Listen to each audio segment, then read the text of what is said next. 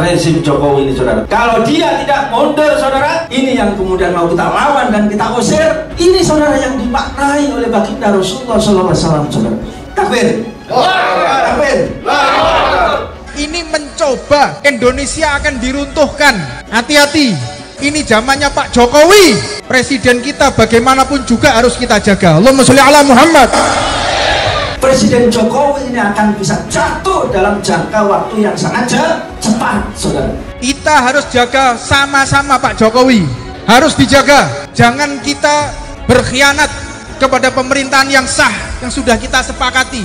Rezim Jokowi ini sangat otoriter dan sangat bengis kepada rakyat. Berulang kali Indonesia ini akan diruntuhkan. Ini banyak penyusup, banyak orang-orang yang ingin mengadu domba kerukunan. Kula emutaken jangan menggunakan politik adu domba. Kalau pemimpinnya dari wong desa, dari Solo, saudara, merayat, kira-kira bisa tegak seperti Khalifah Umar ini atau tidak, saudara? Tidak. Kepingin duwe pemerintah koyo Umar bin Khattab. Gawaya. Riyen niku Sayyidina Ali bin Abi Thalib di demo kalih rakyate. Ali, kepimpinanmu dulu tidak seperti Abu Bakar, tidak seperti Umar, tidak seperti Utsman. Mereka orang-orang yang baik, tidak seperti engkau wahai Ali. Dijawab oleh Sayyidina Ali bin Abi Thalib radhiyallahu taala anhu wa nafa'anallahu bi ulumih. Iya, bener. Apa sebab? Pemimpinnya mereka dan rakyatnya orang-orang seperti aku. Terus saiki pemimpinnya aku, rakyate kaya kowe. Sembayang subuh jam piro? Jam 7. Drun.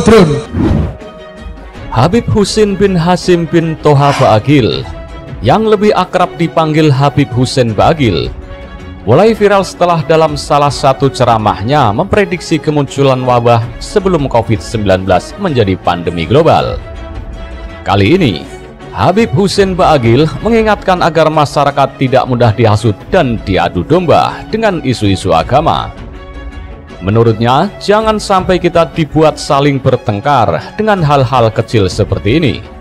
Sebab, kita tidak tahu jangan-jangan ini semua termasuk intervensi asing untuk meruntuhkan Indonesia, bahkan lewat isu-isu agama yang sensitif. Indonesia ini berulang kali ingin diruntuhkan, mulai zaman Pak Harto, zamannya Habibie, zamannya Megawati, dan zamannya Gus Dur. Berulang kali Indonesia ingin diruntuhkan dengan segala cara. Orang-orang yang hendak meruntuhkan Indonesia tak pernah surut. Bahkan hingga pemerintahan sekarang ini, runtuhnya pemerintahan Pak Jokowi, runtuhnya Majelis Taklim, runtuhnya pemerintahan Pak Jokowi, runtuhnya pondok pesantren. Padahal sejatinya, tak ada yang perlu dikhawatirkan dari pemerintahan sekarang. Tak ada kriminalisasi ulama, tak ada intervensi yang merugikan agama, justru sebaliknya. Orang pakai jilbab tambah banyak, tentara pakai jilbab tambah banyak. Majelis taklim berkembang di mana-mana, pondok pesantren di mana-mana. Habib Husin Ba'agil menceritakan pondok pesantren yang dibangun keluarganya di Batu, Kota Malang, sampai sekarang tidak memiliki IMB atau izin mendirikan bangunan, tapi tak ada yang protes. Mana yang katanya rezim ini mengkriminalisasi ulama? Mana? Apanya yang dikriminalisasi? Pondok di mana-mana, masjid di mana-mana, nggak ada IMB. Mana ada kesulitan berdakwah ini? Mana yang katanya rezim ini mengkriminalisasi ulama? Mana? Apanya yang dikriminalisasi? Pondok di mana-mana, masjid di mana-mana, nggak ada IMB. Mana ada kesulitan berdakwah ini? Saya nggak pernah merasa kok berdakwah dimanapun nggak ada yang menghalangi. Jangan pernah mau dihasut. Sebagaimana Timur Tengah yang luluh lantak sekarang, mereka dihasut dengan agama sehingga menggulingkan pemerintah. Seenggak enaknya kita masih tidak diatur dengan senjata, dan anak-anak kita masih tinggal di rumah, nggak di kamp penampungan. Jangan kita dihasut lah, jangan mau kita dibodohi. Seenggak enaknya kita masih nggak dipotong dengan senjata, bos. Dan anak-anak kita masih tinggal di rumah, nggak di bawah kamp penampungan. Coba kalau kita kenapa di negara yang di bawah kamp penampungan, gimana itu di Libya, di Libanon segala macam. Habib Husin Ba'agil mengingatkan warga Indonesia agar perlu belajar dari negara-negara Arab, yakni di Timur Tengah, terutama terkait dengan persatuan dan keutuhan Negara Kesatuan Republik Indonesia. Udah jelas radikal ini berbahaya sekali. Makanya orang Indonesia harus belajar dari negara Arab, kata Habib Bagil saat menjadi pembicara dalam podcast Deddy Kobuser. Udah jelas lah, radikal ini berbahaya sekali. Makanya orang Indonesia ini harus belajar dari negara-negara Arab. Bagaimana runtuhnya Libya, bagaimana runtuhnya Suriah, bagaimana negara-negara Arab kacau balau. Apa sebab? Rakyatnya dihasut untuk memusuhi pemerintah yang sah. Dengan judul kita ini Perang Saudara Bos, serem dengernya ini, yang tayang pada 1 Maret 2022. Menurut Habib, belajar dari negara Arab itu terkait dengan runtuhnya negara-negara Timur Tengah. Bagaimana runtuhnya Libya, runtuhnya Suriah, bagaimana negara-negara Arab kacau balau, terang dia. Penyebab negara-negara tersebut runtuh harus menjadi ibrah bagi rakyat Indonesia. Apa sebabnya? Rakyatnya dihasut untuk memusuhi pemerintahan yang sah, tegas dia. Dia menilai yang terjadi di negara Timur Tengah, rakyatnya dihasut sehingga hal itu harus dilihat dan menjadi pembelajaran bagi orang Indonesia. Ambil contoh Muammar Gaddafi. Itu kurang sejahtera apa rakyatnya, ujar dia. Menurut dia, berbagai kebutuhan di Libya dipenuhi oleh negaranya, mulai dari pendidikan, listrik, kesehatan gratis, dan lainnya. Tapi rakyatnya dihasut untuk menggulingkan pemerintahan yang sah, ucap dia. Kita ambil satu contoh aja. Muammar Gaddafi. Muammar Gaddafi itu kurang sejahtera apa rakyatnya? Tapi rakyatnya dihasut untuk menggulingkan pemerintah yang sah. Itu dibunuhnya juga. Udah. Kalau nggak salah ya.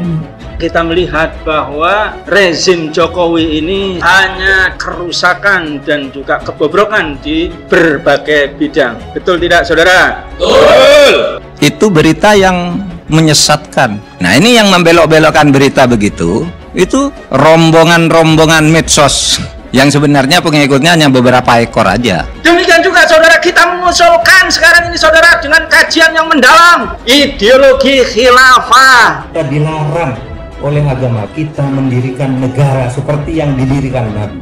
Oke? Dilarang karena negara yang didirikan Nabi itu teokrasi, di mana Nabi itu mempunyai 3 kekuasaan sekaligus. Legislatif, kalau ada masalah hukum baru minta ke Nabi, kalau di Al-Quran ada tanya ke Nabi, Nabi membuat hukumnya. Kalau sekarang siapa yang mau jadi Nabi? Kalau pemimpinnya dari wong deso, dari Solo, saudara merayat, kira-kira bisa tegak seperti Khalifah Umar ini atau tidak, saudara? Tidak. Ini kelompok radikal dalam keyakinan. Oke. Mungkin penampilannya tidak radikal gitu, tapi dia radikal dalam keyakinan tadi, menganggap diri dia paling benar, dia pemilik surga. Nah, yang ketiga adalah radikal dalam bentuk ideologi, itu mau mengubah dasar negara. Yang radikal kepada rakyat ini saudara para ulama atau rezim Jokowi, saudara? Ini hanya ada ketika di dalam kepemimpinan khilafah persatuan yang adil ini, saudara. Takbir! Allah!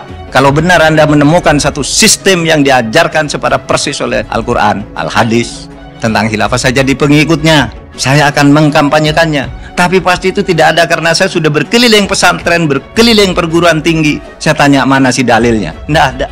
Kami siap hadir di kantor Bapak. Kalau Bapak minta saya ajari tentang khilafah, insya Allah. Indonesia ini sudah khilafah sebenarnya dalam konteks ini. Ketika khilafah yang berdiri pada bentuk kekuasaan internasional menghilangkan sekat-sekat negara. Rubah prinsip kedaulatan rakyat, tinggalkan seluruh hukum dan sistem jahiliyah, dan tegakkan hanya syariat Islam saja. Yang harus kita lakukan di dalam perubahan besar ini adalah menegakkan khilafah, khilafah, khilafah, khilafah, khilafah. Islam yang sudah dicanangkan secara baik mulai terganggu. Ada kelompok yang beranggapan seakan-akan umat Islam harus berada di negara yang berlabel Islam, negara yang disetempel Islam. Banyak negara Arab, mulai Sudan, Somalia, sampai tekan Timur Tengah kono, Irak, Yaman, Afghanistan, Syria, Mesir, setempel Islam. Tapi apa yang terjadi di sana? Perang saudara, paten pinaten sesama umat Islam. Khilafah itu adalah kewajiban dari Allah SWT dan Rasulnya. Khilafah itu bukan hanya sekedar kewajiban, tapi khilafah ini adalah janji Allah Subhanahu wa Ta'ala. Sekarang mereka mau cerita apa saja, dunia semakin terbuka. Khilafah dibicarakan sama Sayyidina Ali dan Muawiyah, menghasilkan perang besar setelah Rasulullah. Sampean mau ikut yang itu? Sampah kok diikuti.